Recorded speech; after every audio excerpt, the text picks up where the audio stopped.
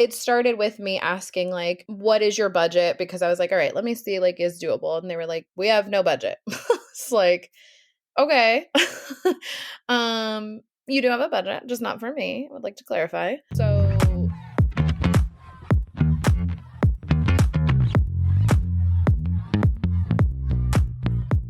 hey everybody, welcome back to Keeping Up with the Calligraphers. I am Kat of Kat Lauren Calligraphy. And I'm Alex of Signs for Our Lives. And we are here with our first episode of 2024, and we're pumped and we're excited since we snuck in our last one at like 9 p.m. on December 31st. Snuck that last one in here. So first one of 2024. Yeah. It feels weird that it's a new year, but it's fine. We're here. We're trying our best, and we're trying to gear up for what will come this year. Yes. Which is why we wanted to release that right before the new year, so you had something to listen to right away to motivate you if you're one of those people. I'm not one of those people, but I think a lot of people are. So here we are. Today, we are actually going to be doing something a little bit different. We'll see if it actually ends up correct. We are anticipating this to be a mini episode. We're going to extend off of something that we started talking about in the last episode, which was working for exposure or working for trade, all of those things. So that is what today's hopefully mini episode will be about. But before we jump into it, Alex, do you have any news, anything fun you want to share, any of that good stuff? I have two fun things that I would love to share. One, for me, I will be hosting a chalk lettering workshop in San Diego on January, let me look at my calendar, 27th. It's the Saturday. So if you're local to San Diego or close to San Diego, I would love to have you join me. There's only 8 tickets available, and some have been taken already. So if you would like to sign up to learn a little bit about chalk lettering, hand lettering, I would love to have you join me. And then the second thing that I wanted to share was that we have created a bingo card. Oh, yeah. I should say, yeah. Our 2024 bingo card. Yeah. So Kat is... in my head, you're known for saying that was not on my bingo card for da-da-da. So Kat made a bingo card, and then we added some fun ideas of all the things that could happen this year, all the things that might happen at events, some things that have happened to us. So hopefully you'll get to fill your bingo card, or at the very least get bingo. Those were like a suggested board, but if you have very specific goals in mind or something like that you want to place on your own bingo card, there is also a blank one that is available, so you can fill in your own squares and then play along on your own time with your own goals, all of that fun stuff. So there is the one that we made, and then also a blank one if you want to play your own game. Yeah, exactly. So it could go either way. First person to get bingo, we have a special surprise for you. There's some people that are actually already starting to fill them out, which is amazing. I personally do not have any events booked till the end of January, or at least public events started till the end of January. So I am like amazed that people are already going and they're already talking about things for next week, which is amazing. So yeah, we would love if you could join us on our Instagram. It's at Keeping Up with the Calligs, and that's where you can pretty much share your feedback. We have a post up there where you can screenshot and fill out the bingo card, whether it's the one that we already have, we made a template, or one that you want to fill out on your own with your own goals. Did we save it on a highlight too? Yes, sorry. Also saved on the highlight. Okay. Perfect. Because I think, I don't know, the other thing is like shorter because it cuts off, or may or may not cut off the bottom where you can tag everybody else. Not everybody else, but at least 3 of your Calligra besties. Again, we're trying to build a community, and we would love to see all of us cheering each other on and having some friendly competition with the bingo. So make sure you grab the one either on the highlight or ask one of us. We both have the copies, and we would be more than happy to send it to you. So those are things going on with me. And I know you're on your little holiday break. which is amazing for you. And Kat is implementing all the things from our last episode and has been going. So I'm very proud of her. Thank you. You're so I was welcome. again, I will do like a little vulnerable moment. I was feeling like very imposter syndrome after we recorded that episode. So whether that is truth or not, that was just like the way I was feeling after that. So it feels good to like take some action. And I think just like I took a couple of days off of my career job. So I feel like that has given me a little bit more space to be creative, and I sparked some like very wild ideas that I'm interested to see how they play out. And if they pay off, maybe we'll do a podcast about that one day. Right? Listen, you have been highly motivated and I have not been just yet. So I'm hoping to soak up some of that like motivational energy to move forward into this year. I think it's awesome. Thank you. I appreciate it. You're so welcome. Okay, so today's episode, exposure, a dirty word. The dirty word. So exposure, let's go over it. So it gets a bad rep, I think, because a lot of influencers, I don't know, I guess, yeah, influencers mostly.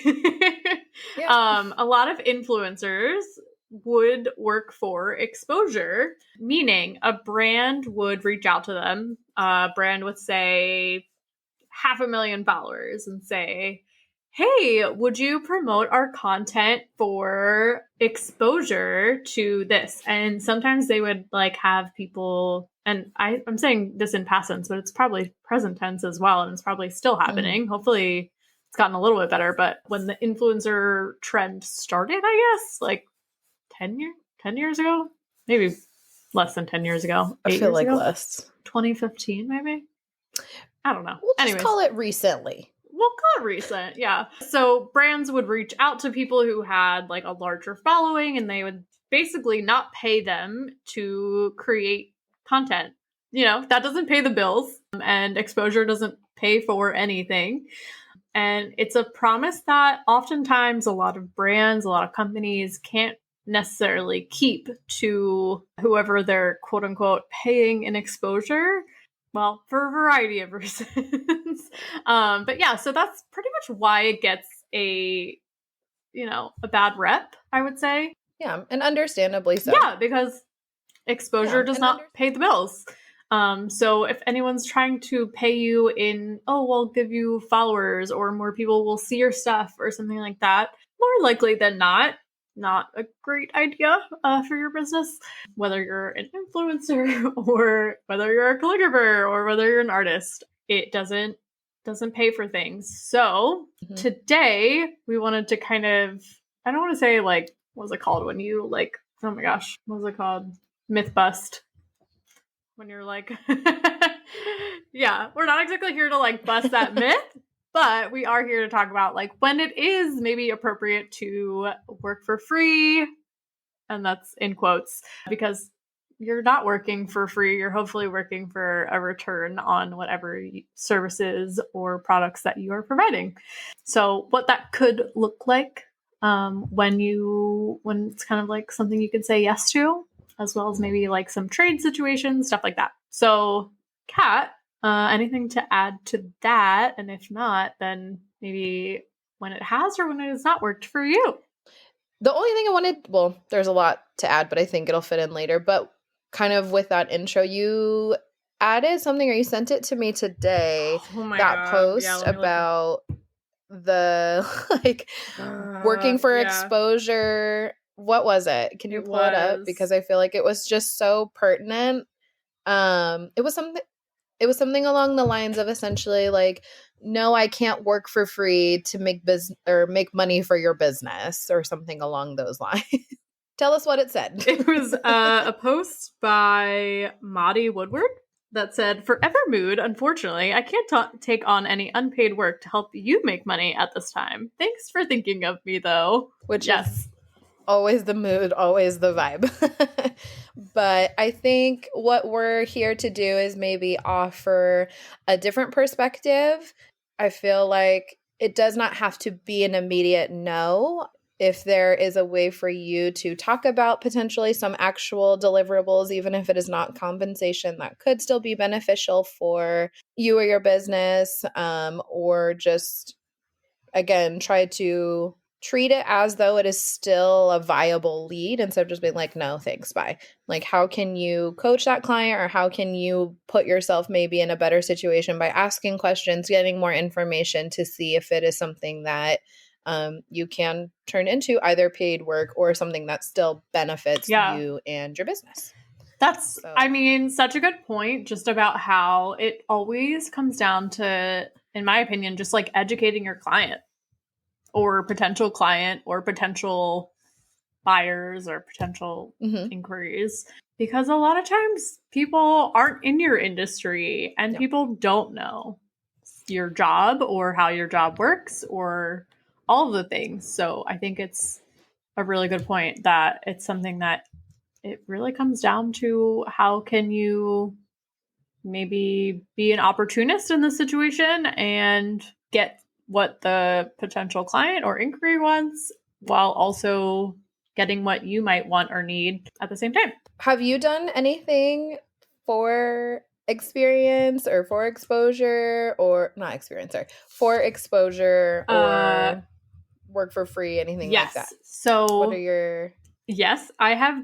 I don't know about anything for exposure that I could think of other than potentially like doing like 2 hours instead of 3 hours for an event and just being like, it's okay. Like, it's still going to be like a really great event or like something like that. But I can't think of any situation where I've specifically worked without compensation in the form of any sort of like following or people seeing me or there being like something on the news or an article or something like that. But I have definitely worked for trades, but maybe we can talk about that later because I would love.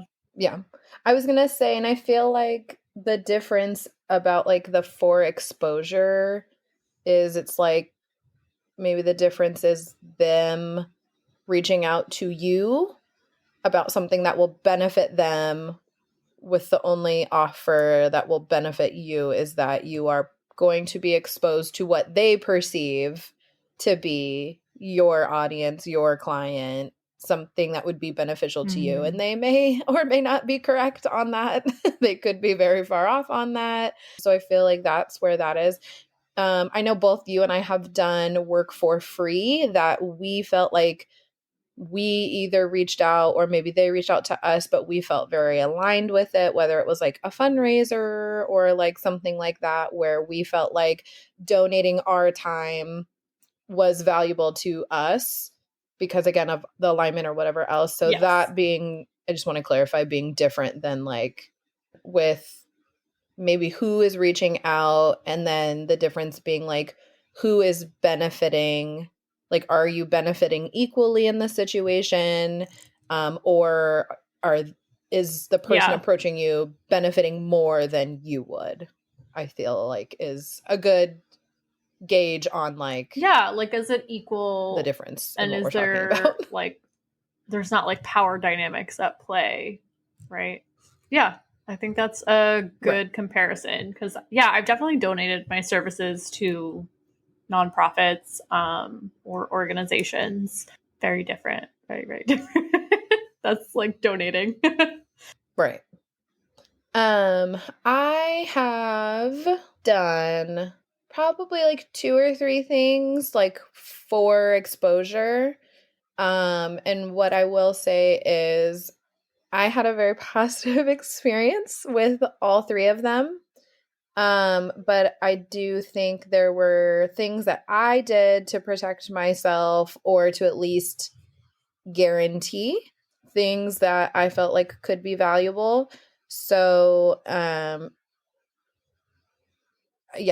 this kind of will like bleed into like maybe some of our suggestions or whatever, but things that made it successful for me was, one, I made them send me like their metrics, like who is your audience on Instagram? Like, are you even in my area, right? Like, luckily for me, I am in like Orange County, LA area. So geographically, I tend to be in a similar area to that of the audience of a lot of the people that tend to reach out for that type of work. But yeah, I asked to see like what is the age range, like where are they located? Let me see the actual numbers. And if they're like shifty with that, that kind of tends to be a red flag, but they were very upfront with that. So I was able to vet like, okay, like your audience for like this trade or whatever else is going to make sense for me. Or like I would make them give me some type of an idea of like, who do you think you're exposing me to that you think is going to be helpful. So again, I could like vet that out, because if it's like people who wouldn't necessarily require your services, like just like a fully not like totally related brand, sports bar. Like if it's like, I don't know, like where they're just like not typically going to see my value. Like, no, I don't, like, just because they have big incomes doesn't mean like I think they're going to be ideal clients for me. So that was the first thing. I kind of like vetted who or what do you think you're exposing me to? And then I came up with deliverables. So one of them was content. Like I want it to look like this or like whatever else. So I had like very clear things that I was looking for from that to actually like put myself in the best situation. And then for a different one.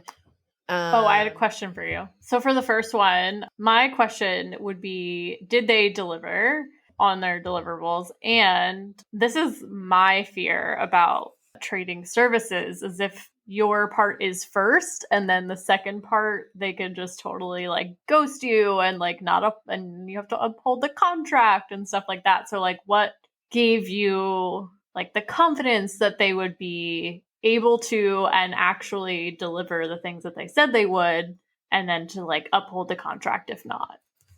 Yeah. So for both of these things, I was going to say I had contracts in place, it was not just like my templated contract, which I feel like a lot of us tend to use because those don't typically cover this type of, I mean, I know there's some out there, but it doesn't tend to encompass like the calligraphy business piece for me. And then also like kind of like the negotiation piece or whatever. They're just like, they tend to be two very different contracts. So I did actually like have a lawyer look it over. And I had 3 industry experts that they helped me kind of like navigate that. So I did get like, I pulled in like some expert people and then talked to them like, hey, is this like normal in terms of negotiation? So I guess reaching out to other people that could help like verify for me. So what, and they didn't give me any reason to feel like they're going to ghost me or whatever else. Like they were very like pleasant when we were talking. Like it seemed like it was something that they've like done before. They like understood how to answer your questions and like gave you actual answers that weren't like super vague. Okay. Oh yeah. Yeah. You could tell it was very much like they had like, this was a team that worked specifically about that type of a thing. So I didn't have any worry about that. It felt very much like, that's awesome. But yeah, so I essentially had like deliverables outlined. For another one, it was like, okay, like I would like access to your content. Like you have your own photographer, videographer. I would like access to those albums. And you need to sort that out with your photographer, videographer, because they are the ones that have the copyright and they are the ones that technically have to give permission. Photography and videography. You don't own those things. So yeah, well, you know me, I'm literally horrific at trying to get content on site. So I was like, all right, at minimum, if I do this and it doesn't work out, this is money I don't have to spend towards another branding session. This is helpful for me because now I at least have like these photos. I have not used them yet, let's be clear, because I'm a hot ass mess, but I have them. You're the hottest mess.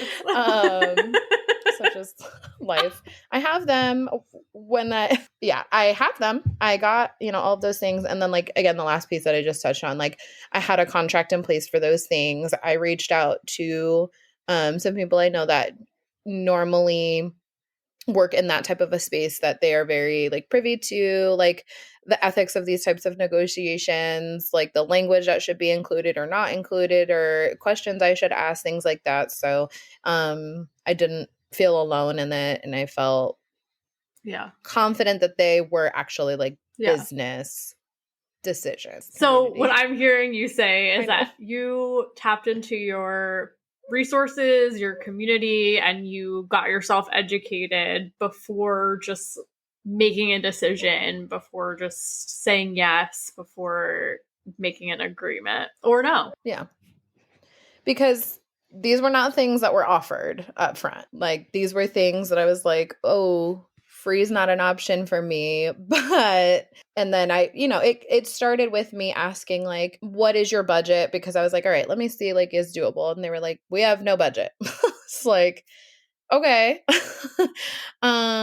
You do have a budget, just not for me. I would like to clarify. So that was where I was like, okay, like what resources are available to them that maybe don't cost them money from this budget that is allocated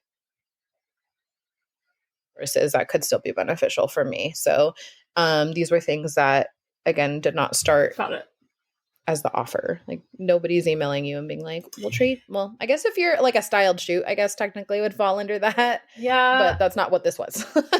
As you were talking about OC things, I was like, oh, I did do some trades for styled shoot type things. But I feel like that's a little different. I feel like that's a different like category that we can just like mark as like not. Yeah.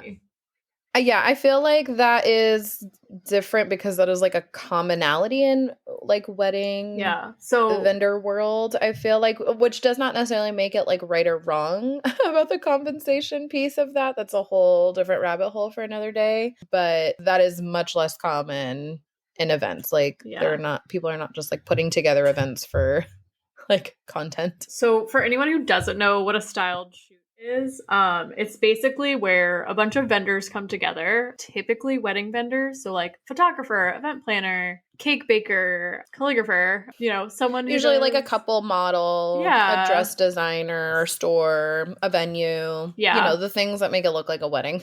And they put together a faux wedding scene, and then they photograph the details and the couple posing and things like that, and that A, gives everyone content, B, like, is a great way to network. Honestly, I feel like I networked a lot with that. That was amazing. And then, like, if you're, for instance, like, I as a calligrapher was looking for, how to promote agate stones, right? Like my lettering on agate stones, but like how I can't photograph it well at home, right? So it's like a great way for everyone to get their stuff professionally photographed, while also like setting a scene and like having people who might be looking with for like the full context. Yeah, which I think just like really helps when you can see like a specific thing in the setting that it's supposed to be in, as opposed to just like a white wall or something like that. So yeah, that is a styled shoot. Different than what we're talking about. Different than what we're talking about. Different. That's not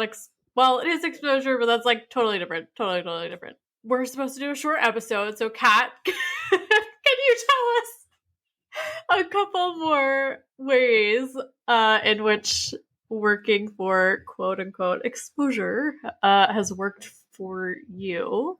I mean, I think that those were like my main big ones. It's not something that I do all the time, so I don't want that misconception to be like what I'm talking about here.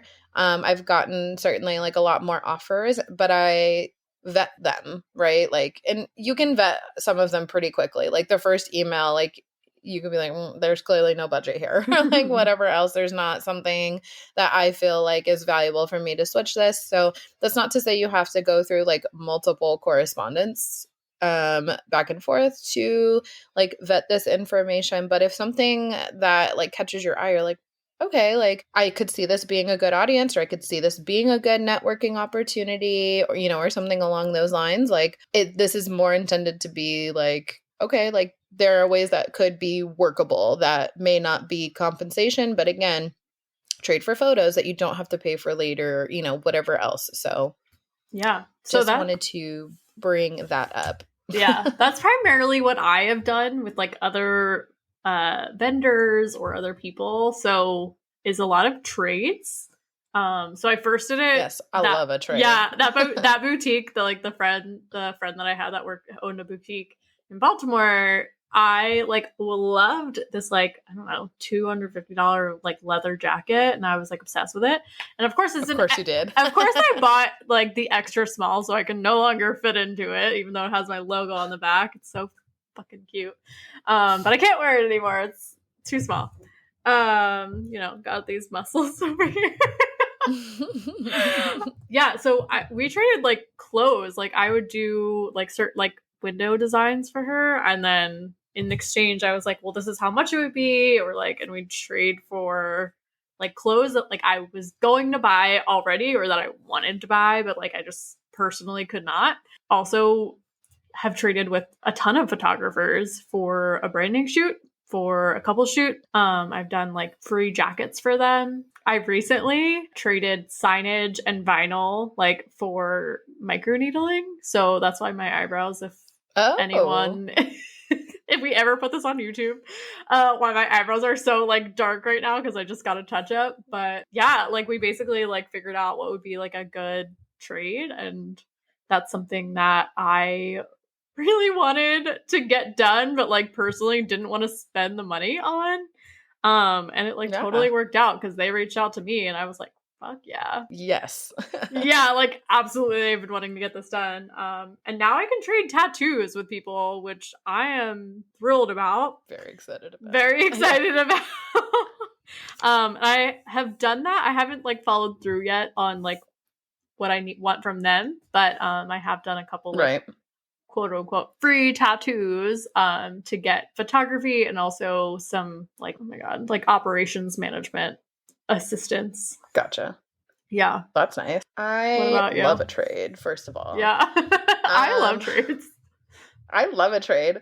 I've definitely done like wedding vendor to wedding vendor stuff. So like, I'll do this for your wedding if you do this for my wedding. A lot of that. I have done a lot with like cafes. Like if I do their window or something else, they just have like a running tab for me whenever I want to come get like coffee or food or something like that. It's the best. I've been pitching myself to my local cafe. I'm like, I will do your chalkboards. Just give me lattes every day. Yeah. Please. Like I'm gonna be spending the money anyway. Yes. So. Correct. And then I did like a half and half. So this was also a negotiation I did with a athletic clothing company that I love and adore. They wanted me to do on-site stuff, and I was like, I can't do it for the price that you're wanting. And they were like, what about we pay for half of the hours with money and half of the hours in clothes? I was like, immediately yes. So I loved that. That continues to work out very well for me. Yo, I love that. I love a good trade. Like, and here's the thing, like and I've been offered, for instance, like, there was like a yoga studio, like a hot yoga studio that reached out to me that was like, hey, could we do a trade for this? I don't do hot yoga. So I was like, no, this doesn't make any actual sense. Right. So I think it's like also important to note, like if you are doing trades, like it's got to be something like you want as well. Like you shouldn't just trade for the sake of trading. Like it should be something you already want or something that you would want or need even. Also like have capacity to do in terms of like like physical, mental energy sort of capacity, but also like financial capacity. Like I wouldn't really be trading stuff if I wasn't booking projects to like hit my numbers each month, that sort of thing. So I think that's important to keep in mind as well. Like don't just like do it because, I mean, I'm a bougie bitch. I fucking love bougie things. So I feel like I'm not one to talk, but like I was gonna say, like, don't just do it to be bougie, but like if you're at a point where you can do it, then like go for it. Like I think, like I said before, it gets a bad rep, but like it could be super fun. And if you have the capacity financially and then in other areas, like fucking go for it. That's my take. Yeah.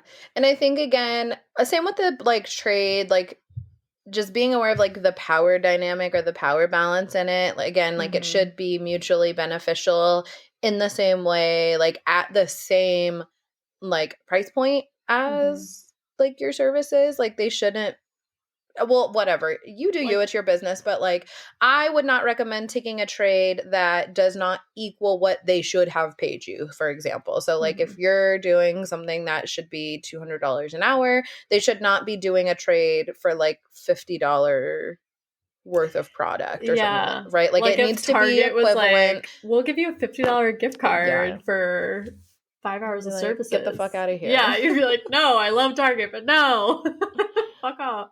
Yeah, I think that's like so important to note. Like it should be, if not equal, like equitable as much as possible. And if you're ever feeling like an ick or a gut punch, it's like, oh, maybe not. Like that is your sign. Maybe talk it through with someone.